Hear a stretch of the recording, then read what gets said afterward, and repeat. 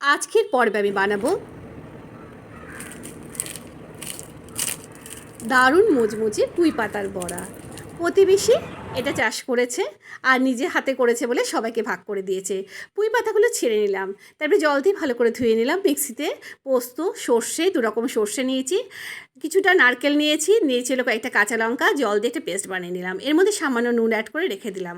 আরেকটা পাত্রে বেসনের মধ্যে দিয়েছি কালো জিরে, নুন, হলুদ, আর দিলাম চালের গুঁড়ো দিলে কিন্তু বুঝবুঝে হয়, আর দিলাম লঙ্কা গুঁড়ো। এবার সামান্য সামান্য করে জল অ্যাড করে বেসনের একটা গোলা বানিয়ে নেব। এবার পুঁই পাতাগুলোর মধ্যে এই যে সর্ষে পোস্ত আর নারকেলের যে পেস্টটা বানিয়েছিলাম সেটা দিয়ে দেবো উল্টো দিকে। তারপরে এটাকে ভাজ করে নেব। ভাজ করা হয়ে গেলে এটাকে বেসনের গোলায় ডুবিয়ে এবার গরম তেলে ছেড়ে দেব। ব্যাস, এপিট ওপিট করে ভেজে নিলেই তৈরি হয়ে গেল দারুণ মুচমুচে পুঁই পাতার বড়া। কেমন লাগলো অবশ্যই জানিও।